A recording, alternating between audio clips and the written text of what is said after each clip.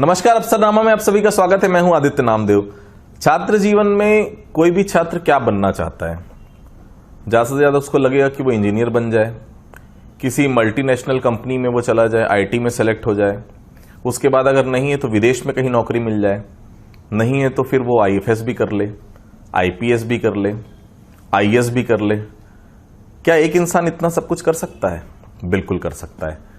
मेरे साथ आज हैं 2017 बैच के आईएएस अधिकारी कुणाल दावत साहब। मैं बहुत स्वागत करता हूं उनका। सर बहुत बहुत नमस्कार आदित्य जी। नमस्कार सर। जो मैंने इंट्रो दिया है, लोग अभी तक घूम रहे होंगे गोल गोल कि ये किसके बारे में बात कर रहा हूं। मैं आपके बारे में ही बात कर रहा था। निश्चित तौर पे बहुत आसान नहीं होता सर इंजीनियरिंग की तैयारी, उसके बाद आईआईटी मुंबई जैसे कॉलेज में पढ़ना, ग्रेजुएशन करना, फिर विदेश में नौकरी करना, फिर देश की मल्टीनेशनल बड़ी बड़ी कंपनियों में काम करना, उसके बाद यूपीएससी भी तैयारी करना। तो ऐसा नहीं कि केवल आईएएस, आईएफएस भी आप रहे, आईपीएस भी आप सेलेक्ट हुए, फाइनली आप आईएएस सेलेक्ट होकर आज नगर निगम बिलासपुर के कमिश्नर हैं। बहुत लंबा सफर सर। छोटे सा गांव है सर मेडी, सवाई माधोपुर का, जहां से शुरुआत हुई थी जर्नी। थोड़ा सा बचपन के बारे में बताएंगे सर। हाँ, निश्चित तौर पे बचपन की जो स्कूलिंग थी वो सवाई माधोपुर डिस्ट्रिक्ट में ही हुई। और बचपन जैसा सभी बच्चों का रहता है, काफ़ी प्लेफुल और काफ़ी इवेंटफुल बचपन रहा था। थोड़ा शरारती नेचर भी था, वो भी एक चीज़ रहती है। एंड फादर का जो जॉब था, फादर डॉक्टर थे, गवर्नमेंट डॉक्टर थे, तो ट्रांसफरेबल था, तो समय के साथ में ट्रांसफर्स होते थे। एंड नई नई जगह जाकर के जो है नए नए प्लेसेस पे पढ़ने का और रहने का अवसर मिला। तो काफ़ी अच्छा और इवेंटफुल बचपन था। पिता चाहते थे सर कि डॉक्टर आप बने, क्योंकि पिता भी डॉक्टर थे। बहुत मुश्किल होता है क्योंकि पिता जो बोले उसके बियॉन्ड जाकर कोई दूसरा सब्जेक्ट लेना, वो भी बहुत इंटरेस्टिंग रहा सर। निश्चित तौर पे एक डॉक्टर्स की फैमिली में, क्योंकि मेरे फादर भी डॉक्टर हैं, अंकल्स भी डॉक्टर हैं एंड चाचीज भी डॉक्टर हैं, तो उस वजह से फैमिली में एक डॉक्टर्स का माहौल था। एंड ऐसा रहता था कि जो है फादर चाहते थे कि डॉक्टर बने, बट पर्सनली मेरे को जो है मैथ्स की तरफ ज़्यादा रुचि थी बचपन से ही। एंड मैथ्स में इंटरेस्ट था, तो मैं उसी को परस्यू करना चाहता था।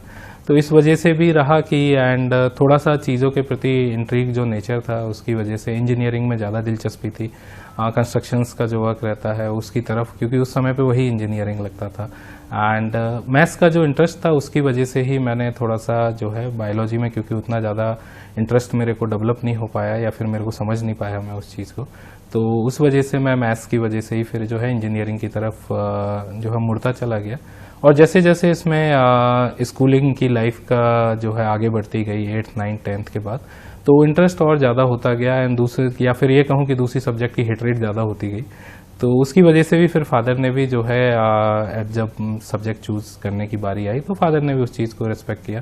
पापा जी ने भी जो है कभी उस चीज़ के लिए मना नहीं किया, जो मैं करना चाहता था उसको पूरी तरीके से सपोर्ट किया। 10th तक हिंदी मीडियम सर, क्योंकि मैं खुद हिंदी मीडियम में पढ़ा, मुझे मालूम है। जब हम ट्रिग्नोमेट्री को त्रिकोणमिति बोलते हैं, प्रमेय कहते हैं, तो बहुत सारा 11th में जाने के बाद बहुत सारी चीज़ें बदल जाती हैं सर। क्योंकि हिंदी मीडियम से जो स्टूडेंट पढ़ता है उसके लिए बहुत मुश्किल होता है 11th में इंग्लिश में उन सब, क्योंकि डिटेल पढ़ना पड़ता है आपको। खासतौर से अगर मैं फिजिक्स की बात करूं, मैथ्स में तो बहुत दिक्कत नहीं आती। दिक्कतें आई थी फिजिक्स को लेकर? निश्चित तौर पे दिक्कतें आई थी, ऐसा नहीं है कि बहुत आसान था। 10th के बाद जब 11th में स्टार्ट किया पढ़ाई, तो इंग्लिश मीडियम में कोचिंग्स वगैरह होते थे। एंड मैं आईआईटी जेईई के लिए उस टाइम पे तैयारी कर रहा था। एंड ऐसा माना जाता था कि इंग्लिश मीडियम में बेहतर तैयारी होती है, तो मैंने उस टाइम स्विच किया। तो जो इनिशियल का कुछ फेज था, स्टार्टिंग का फेज, उसमें मैक्सिमम टाइम मतलब समझने में निकल जाता था। एक्सीलरेशन क्या होता है, त्वरण होता है, या फिर वेग और गति के बीच का जो अंतर है उसको इंग्लिश में स्पीड और वेलोसिटी के टर्म्स में जो है जानना, वो काफ़ी चैलेंजिंग टाइम था। लेकिन इसमें ऐसा भी रहा कि एक समय पे जब मैं ट्रांसफॉर्म कर रहा था 10th से 11th में, तो एक बार मैंने एग्ज़ाम लिखा था। उस time Bansal classes used to be the top reputed coaching, तो उसका एग्ज़ाम लिखा था। एंड ओनली एक ही एग्ज़ाम लिखा था, एंड उसमें कुड नॉट गेट सेलेक्टेड उस टाइम पे। एंड फिर उसके बाद में भाई ने काफ़ी हेल्प की थी उस समय पे। भाई ने फिर मेरे को सजेस्ट किया था, मेरे जो एल्डर ब्रदर हैं, कि जो है बुक्स को सीबीएसई, क्योंकि बोर्ड का भी डिफरेंस था आरबीएसई और सीबीएसई का। फिर मैंने सीबीएसई का सिलेबस पढ़ा जो समर वेकेशन का टाइम मिला उसमें। एंड फिर उसके बाद थोड़ा सा आसान हो गया, I got used two of the terms. तो फिर जब एक बार 11th में स्टार्ट हुआ तो उसके बाद उतनी दिक्कत का सामना नहीं करना पड़ा था। सर आईआईटी मुंबई में सिलेक्शन हो गया, लेकिन तब भी पिता चाहते थे, कहीं ना कहीं उनके दिमाग में फिर भी था कि सिविल लेकर आप पढ़ाई करें, लेकिन आपने कंप्यूटर साइंस सेलेक्ट किया सर? हाँ, एक ऐसा वाकया था कि जो है पिताजी को लगता था, पापा शुरू से चाहते थे कि जो है सिविल सर्विसेज में मैं जाऊं, बट क्योंकि सिविल इंजीनियरिंग एक ऑप्शनल सब्जेक्ट होता है सिविल सर्विसेज में, एंड उनका इसके प्रति झुकाव था, तो वो IIT दिल्ली सिविल इंजीनियरिंग की तरफ जो है, एंड सारे सब्जेक्ट्स मिल रहे थे उस समय पे, बट उसके बाद में मेरा जो पर्सनल इंटरेस्ट था, क्योंकि मैथमेटिक्स था एंड फिर कंप्यूटर साइंस भी एक लीडिंग फील्ड था, एंड मैं कॉर्पोरेट में जो है सेक्टर में एक अच्छी जॉब के लिए एम कर रहा था उन दिनों, एंड मैं उस तरफ जाना चाहता था। तो इसलिए मैंने फिर जो है मीनवाइल एक मौका मिला ऐसा कि यू पेरेंट्स काफ़ी ज़्यादा कंट्रीब्यूट करते हैं आपकी चॉइस सीट भरने में उस समय पे, उन्होंने भर के दिया, एंड फिर मैंने मीनवाइल मिडवे चेंज कर दिया। तो कैसे चेंज किया सर? उस समय भी कुछ शैतानी दिमाग में आया, नहीं यार ऐसा नहीं, ऐसा हो जाए, ऐसा कर लेते? हाँ, वैसा नहीं था, मतलब देयर वाज ए रूम जहाँ तक कि पेरेंट्स अलाउड थे, और उसके बाद बच्चे को अकेले जा करके सीट जमा करनी थी, तो उतने ड्यूरेशन में जो है फिर मैंने computer science obviously I put above it and that to IIT Bombay, तो that came up and allot भी हो गया था, फर्स्ट चॉइस था, मिल भी गया था, तो वो एक चीज़ थी। बाद में उसके ठीक है रिपरकशंस भी हुए, मतलब but I was happy about it. पिता नहीं पूछे ये तो भरे नहीं थे, फिर ये कैसे मिल गया? हाँ, उनको पता चल गया था बाई देन, मतलब पूरा भंडा फोड़ हो चुका था, तो फिर बट उन्होंने उसको भी एक्सेप्ट किया। ही वाज कभी उन्होंने उस चीज़ को क्वेश्चन नहीं किया लेटर ऑन कि जो किया है अच्छे से सोच समझ के किया, तो उन्होंने उस चीज़ में भी मेरे को सपोर्ट किया। IIT मुंबई सपना होता है सर स्टूडेंट्स का जो इंजीनियरिंग की तैयारी कर रहे हैं, क्योंकि उसके बाद आपकी जॉब सिक्योर हो जाती है, कहीं ना कहीं बहुत अच्छी जगह में आपको जॉब मिल ही जाती है। मैंने सुना जब ग्रेजुएशन आपका कंप्लीट हो गया तब भी आपकी उम्र 21 साल नहीं पहुंची थी, 20 साल में ग्रेजुएशन हो चुका था आपका। तो ये जब IIT मुंबई आप पहुंचे सर, उस समय में भी दिमाग में नहीं था कि UPSC जाना है? जब आपने एडमिशन लिया IIT मुंबई में? नहीं, ऐसा था, पेरेंट्स का ड्रीम था, एंड मैंने इस बारे में जो है कंसल्ट भी किया था।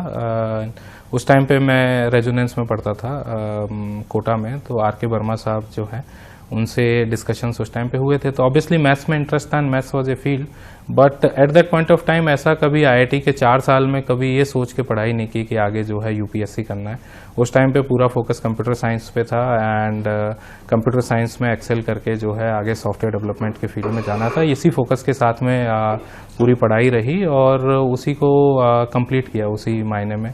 एंड रही बात उम्र का सवाल है, तो उसका पूरा क्रेडिट जो है अगेन स्कूलिंग सिस्टम को ही जाता है, क्योंकि मेरे यहाँ पे KG क्लासेस नहीं होती थी, मैंने फर्स्ट से पढ़ाई स्टार्ट की थी, एंड थोड़ा अर्ली एज में जो है स्टडीज स्टार्ट हो गई थी, तो उसकी वजह से टाइमली जो है थोड़ा सा जल्दी जो है कॉलेज कंप्लीट हो गया था। मॉन्ट्रियल कनाडा में भी आपने काम किया सर 5 महीने करीब, फ्लिपकार्ट में भी आपने काम किया सर। ये लोगों का ड्रीम होता है सर, क्योंकि ये ऐसी जॉब्स है जिसमें सैलरी काफी होती है, बहुत अच्छा पैकेज होता है आपका।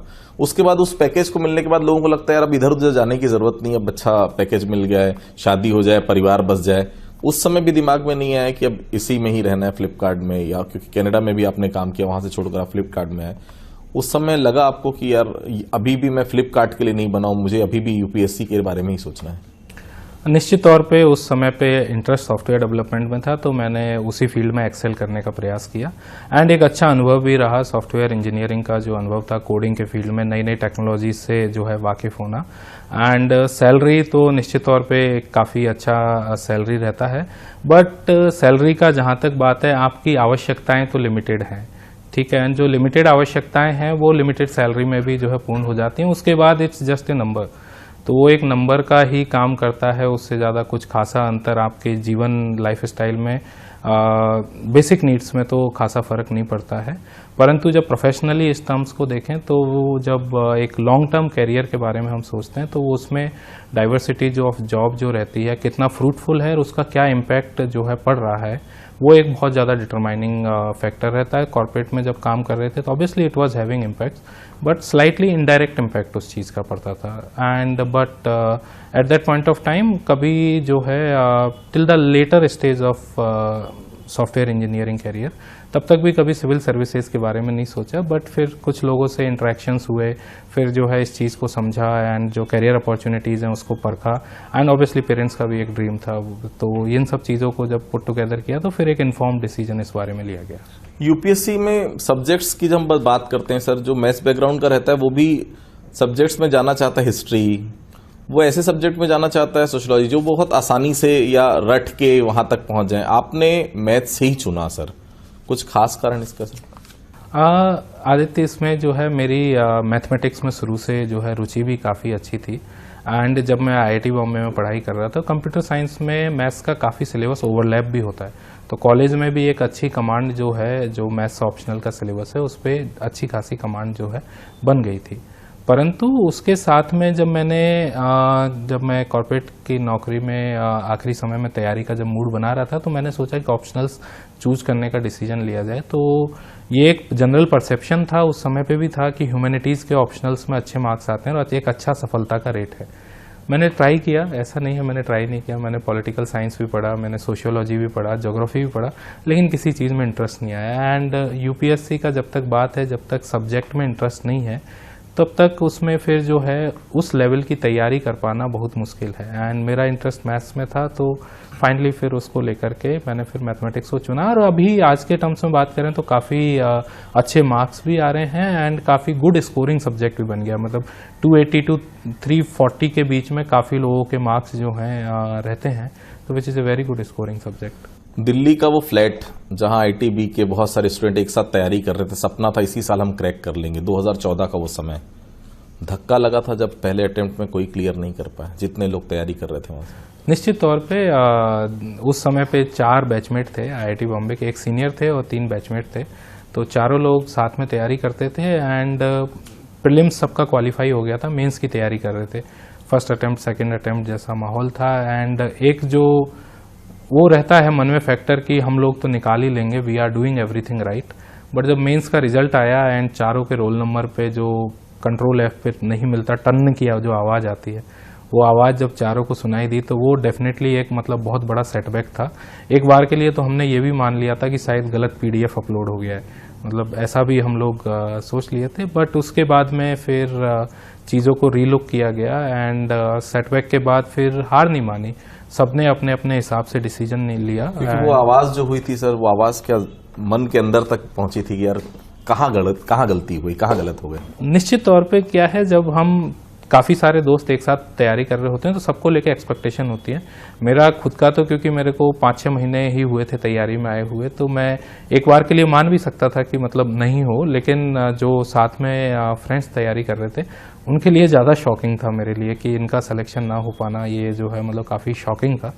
एंड उस चीज़ को लेकर के फिर हमने रीलुक भी किया चीज़ों को। एंड फिर उसका ऑब्वियसली कुछ लोग अलग अलग फील्ड में भी चले गए एंड कुछ लोगों ने कंटिन्यू किया, तो वो सर्विसेज में आ गए। 2015 प्री भी निकला, मींस भी निकला, इंटरव्यू में भी सेलेक्ट हुए, IFS मिला। उस समय पहला दिमाग में क्या आया था सर कि फॉरेस्ट सर्विस में जाना चाहिए, फिर से तैयारी करना चाहिए, क्या लगा मन में उस समय? जब 2015 का एग्ज़ाम लिख रहे थे तो जो है प्रीलिम्स सबका कॉमन था एंड मेंस में 2 अलग अलग एग्ज़ाम होते हैं। फॉरेस्ट सर्विस के सेपरेट एग्ज़ाम्स होते हैं एंड सिविल सर्विसेज के सेपरेट एग्ज़ाम्स होते हैं। तो उस समय पे क्योंकि मैथ्स ऑप्शनल कॉमन था, सब में जो है एप्लीकेबल था, तो उसके लेकर के दोनों एग्ज़ाम्स लिखे। एंड फॉरेस्ट का पहले इंटरव्यू हुआ एंड पहले रिजल्ट आया एंड पहले सिलेक्शन भी हो गया था। तो ऐसा था कि मतलब ऑब्वियसली अगर जाना होगा एंड इंटरेस्ट अगर रहेगा तो फिर डेफिनेटली उसको ज्वाइन करने का था। बट सिविल सर्विसेज की तरफ थोड़ी सी ज़्यादा रुचि थी एंड ऐसा एक्सपेक्टेशन था कि शायद इधर सिलेक्शन हो जाए तो फिर सिविल सर्विसेज ज्वाइन करेंगे। IPS भी सेलेक्ट हुए थे सर, वो क्या था? IFS के बाद हुए थे, उसी समय क्या हुआ था सर? मेंस तो ऑलमोस्ट दोनों के एक साथ हो गए थे। फिर जब रिजल्ट आया तो फरवरी में फॉरेस्ट सर्विस का रिजल्ट आया एंड सिविल सर्विसेज का मई में रिजल्ट आया था उस समय पे। तो उस समय सर्विस में IPS मिला था, तो उसके बाद IPS सर्विस में सिलेक्शन हुआ था। मैंने सुना पिता काफी खुश थे IPS बनने के बाद कि चलो कोई घर का कोई शख्स था जो UPSC सेलेक्ट हुआ, IPS बन गए। आप संतुष्ट नहीं थे लेकिन? कहीं ना कहीं ऐसा था कि जब सर्विस एलोकेशन हुआ तो IPS मिला एंड IPS मिलने के बाद में काडर भी AGMUT काडर जो यूनियन टेरिटरीज का काडर रहता है, तो मैक्सिमम टाइम दिल्ली पोस्टिंग होता है, वो काडर मिला था, घर के पास था। तो पिताजी का कहीं ना कहीं एक वो सेल्फ बायस रहता है फैमिली का कि जो है पास में ही है एंड और क्या चाहिए उस टाइप से। तो वो एक था कि मतलब आगे लिखने की आवश्यकता नहीं है। बट मेरे को था कि एक बार एक अटेम्प्ट और ट्राई करना चाहिए क्योंकि मेरा थोड़ा सा एडमिनिस्ट्रेशन की तरफ इंटरेस्ट था। तो उसकी वजह से फिर मैंने एक और अटेम्प्ट लिखा एंड उस चीज़ में उन्होंने फिर बाद में सपोर्ट भी किया। ऐसा कभी सपोर्ट भी अच्छा था एंड उन्होंने फिर बाद में उस चीज़ को समझा भी कि जो है क्या डिसाइडिंग फैक्टर्स है और क्या ड्राइविंग फैक्टर्स थे। एंड फिर उसके बाद और इट वाज कंटिन्यूस स्ट्रेच, 6 महीने का ही अंतर था रिजल्ट और नेक्स्ट मेंस में। उसके बाद फिर ट्रेनिंग में आईपीएस की ट्रेनिंग में चले गए थे, तो उतने समय में फिर एक अटेम्प्ट लिख दिया। दिमाग में आता तो है सर कि आप भले पुलिस अधीक्षक को कप्तान कहते हैं जिले का, लेकिन एक्चुअल बॉस तो कलेक्टर ही होता है। ये दिमाग में तो नहीं आया था नहीं बॉस अब थोड़ी और तैयारी कर लो तो फाइनल जिले का बॉस अगर आईएएस बनना है तो और तैयारी थोड़ी बहुत करनी पड़ेगी? नहीं, ये ड्राइविंग फैक्टर नहीं था या फिर ऐसी बात नहीं। हर एक पद का अपना रोल है और अपने रोल के साथ साथ अपने कुछ कार्य भी हैं और सभी के कार्य उतने ही इम्पोर्टेंट हैं। उतना ही बिजी शेड्यूल अगर आप देखें तो सभी का उतना ही बिजी शेड्यूल रहता है, चाहे किसी भी सर्विस की बात हो, ना सिर्फ आईएएस आईपीएस की भी, लेकिन for that matter revenue services भी हैं, अलाइड सर्विसेज हैं। सभी का उतना बिजी शेड्यूल और सबका एक डेफिनेट रोल है जो कि एट द स्टेज ऑफ पूरा जो करियर स्पैन है 30 ईयर्स का, उसमें जो है बटा हुआ है। परंतु जो पर्सनल इंटरेस्ट की बात आती है, क्योंकि मैं इंजीनियरिंग के फील्ड से आता था एंड मेरे को ऐसा था कि डाइवर्स जो नेचर है, हेल्थ, एजुकेशन और जो डायरेक्टली लोगों के उसमें कंट्रीब्यूट करता हो डेवलपमेंट में, उसमें काम करने का एक इंटरेस्ट था। तो उसकी तरफ जब दिलचस्पी आई तो फिर मैंने आईएएस को इसलिए चुनने का सोचा और इसलिए मैंने एक और अटेम्प्ट लिया। एंड निश्चित तौर पे होता भी है, काफ़ी बार ट्रांसफ़र पोस्टिंग्स होते हैं, तो it's not about the boss. ये जो अपॉर्चुनिटीज़ हैं कि आप पहले सर यूपीएससी ने भी सबसे ऊपर कैटेगरी आईएएस की रखी है सर। नहीं, ऐसा नहीं है। मतलब मैं ये कहूँगा कि जो अपॉर्चुनिटीज़ आपको मिलती हैं पोस्टिंग्स में, आप रूरल डेवलपमेंट में भी काम करते हैं, आप लैंड एडमिनिस्ट्रेशन में भी काम करते हैं, अर्बन डेवलपमेंट में भी काम करते हैं, तो जो एक एक्सपोजर उस चीज़ का मिलता है उससे आपका जो पर्सनल डेवलपमेंट होता है, उसकी वजह से जो है मेरे को हमेशा था कि जो एडमिनिस्ट्रेटिव सर्विस को एक प्रेफरेंस दी जाए एंड मैंने इसीलिए उसके लिए एक और अटेम्प्ट लिखा था। सर, जो स्टूडेंट तैयारी करते हैं खासतौर से यूपीएससी, उनके लिए क्या कुछ कहना चाहिए? क्योंकि आपने जैसा जितना आपसे बातचीत हुई सर, आपका साफ था, गोल तय था पहले से कि मुझे यहां तक पहुंचना है। एक बार सक्सेस नहीं मिलती, 2 बार नहीं मिलती, वो यूपीएससी छोड़कर कुछ और करने लग जाते हैं। इसमें कोई दो राय नहीं कि आप यूपीएससी सेलेक्ट नहीं हो पाए तो फ्यूचर आपका खत्म, ऐसा नहीं। बहुत सारा आजकल आपके पास बहुत अलग अलग तरह की चीजें जहां आप जा सकते हैं। क्या कुछ कहना चाहेंगे जो लोग तैयारी करते हैं यूपीएससी?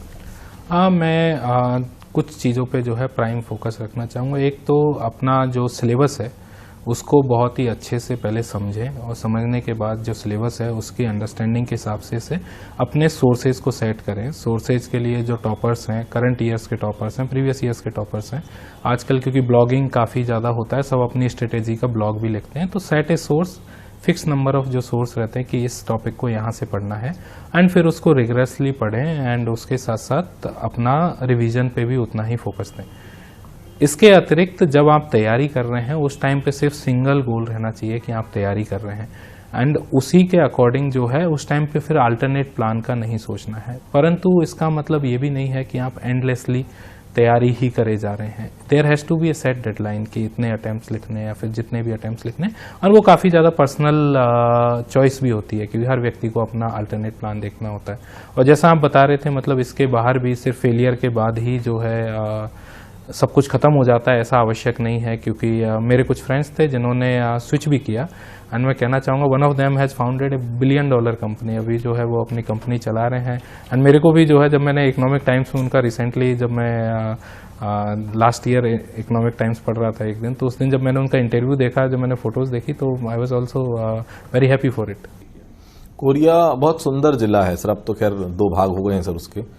टूरिज्म काफी कुछ आगे बढ़ सकता है सर, आपने प्रयास भी किया, कुछ बताना चाहेंगे कोरिया के बारे में? कोरिया नेचुरली जो है बहुत ही सुंदर जगह है। मैं तो बोलूँगा कि जो है वन हेवन टाइप की फीलिंग वहाँ पे, अगर सोनत से रामगढ़ का जो क्षेत्र है उसकी बात करें तो हेवन टाइप की फीलिंग फिलहाल जो है बारिश के मौसम में तो डेफिनेटली रहती है एंड बहुत अच्छा सुखद अनुभव है। अगर टूरिज्म प्लेसेस की बात करें तो झुमका डैम है, अमृतधारा वाटरफॉल है, रमधा वाटरफॉल्स है, तो ओवरऑल वाटरफॉल्स काफ़ी ज़्यादा संख्या में, और डिस्ट्रिक्ट हेडक्वार्टर के पास में इतना अच्छा झुमका वाटरफॉल है, झुमका डैम है, तो काफ़ी ज़्यादा अपॉर्चुनिटी वहाँ पे उपलब्ध है and Guru Ghasidas natural park भी जो है वहीं पे है। तो इतना ज़्यादा जो है वास्ट टूरिज्म के और प्राकृतिक जो धरोहर है उससे एंडोड है, तो बहुत ज़्यादा अपॉर्चुनिटीज़ प्रस्तुत करता है। प्रयास किया, डिस्ट्रिक्ट एडमिनिस्ट्रेशन ने पहले भी प्रयास किया था, अभी भी प्रयास कर रहे हैं। झुमका डैम में एक आइलैंड को पूरा नए सिरे से डेवलप करना, उसमें जो है बोटिंग की गतिविधि जो है चालू करवाना, बोटिंग ही नहीं पूरा एडवेंचर स्पोर्ट्स वहाँ पे स्टार्ट किए थे, स्टिल उसको कैरी ऑन भी कर रहे हैं आगे, तो वो एक अच्छा अनुभव था। टूरिज्म से लोगों को जो है, क्योंकि अगर कोरिया की परिस्थितियों की बात करें तो कोल एक सेक्टर है और उसके अलावा एग्रीकल्चर है, तीसरा इनॉर्मस सेक्टर जो है वो टूरिज्म है। लोगों को फ्यूचर की दृष्टिकोण से, जॉब्स के क्रिएशन के दृष्टिकोण से, सस्टेनेबल जो टूरिज्म है, आजकल इको हट्स का कॉन्सेप्ट है, उसके बेसिस पे रुकने को लेकर के लोगों को इकोनॉमी में जो इंटीग्रेट करते हुए, खास करके जो सबसे फार ऑफ एरियाज हैं, सोनत है, रामगढ़ है या फिर भरतपुर है, उनको इंटीग्रेट करते हुए लोगों के लिए जॉब क्रिएशन और एक अच्छा सस्टेनेबल इकोनॉमिक मॉडल बनाया जा सकता है। मुख्यमंत्री जी का बहुत पसंदीदा जिला है सर, जब भी बात होती तो उनका कहना है भाई दुर्ग में तो मैं रहता हूँ, रायपुर राजधानी इसलिए पसंद करना जरूरी है, लेकिन बिलासपुर मेरे लिए सबसे अलग है। चैलेंजेस और बढ़ जाते हैं। अरपा रिवर फ्रंट मैंने सुना है कि लगभग बनकर तैयार है। अरपा रिवर फ्रंट निश्चित तौर पे एक चैलेंजिंग प्रोजेक्ट है। इसमें पिछले 6 महीने में रफली जो है 30-40% काम को हमने खींचने का प्रयास किया है। एंड अभी अंतिम चरण का जो कार्य है, फेज 1 का जो रिवर फ्रंट का प्रोजेक्ट है, जो दोनों पुल के बीच में, इंदिरा सेतु और पुराना जो सनीचरी पुल है उसके बीच में सिचुएटेड है, तो उसको ऑलमोस्ट कंप्लीशन के फेज में है। एंड वी आर टारगेटिंग कि अगस्त के फर्स्ट वीक में जो है फेज 1 का इनॉग्रेशन हम सक्सेसफुली कर पाएँ। एंड उसमें भी जो है साथ में एडवेंचर स्पोर्ट्स और बोटिंग की फैसिलिटी भी जो है अरपा नदी में चालू करने का प्रयास हम कर रहे हैं। तो वी होपफुली जो है we meet the timelines and उसको जो है हम डिलीवर करेंगे, तो शहर के सभी लोगों को एक अच्छी सुविधा मिलेगी। प्रणल जी, मैंने देखा है आईएएस की केमिस्ट्री या तो डॉक्टर से मेल खाती है या तो उनकी केमिस्ट्री किसी आईपीएस से मेल खाती है। आपके केस में थोड़ा सा अलग है, थोड़ा चौंकाने वाला भी कि मैडम आर्ट्स बैकग्राउंड से रही, अभी एमबीए कर रही हैं। ये केमिस्ट्री कहाँ सेट हुई? जयपुर में सेट हुई कि ड्यूरिंग यूपीएससी की तैयारी सेट हुई? कहाँ सेट हुई सर? ये जो है अभी फैमिली के थ्रू ही जो है अरेंज मैरिज के माध्यम से जयपुर में मुलाकात हुई थी। एंड ऐसा कुछ नहीं है, इट्स नॉट, जैसा कि हम कहते हैं कॉम्प्लीमेंट्स जो है, अपोजिट्स कॉम्प्लीमेंट ईच अदर। तो उनका जो फील्ड है वो एमबीए करके कॉर्पोरेट में जो मैनेजमेंट सेक्टर में ज्वाइन करना चाह रहे हैं, एंड मैं जो है सिविल सर्विसेज में। तो अल्टीमेट जो है इफेक्टिव मैनेजमेंट ही जो है टारगेट है और उसी के लिए दोनों काम कर रहे हैं। चलिए, बहुत बहुत धन्यवाद सर हमसे बातचीत करने के लिए।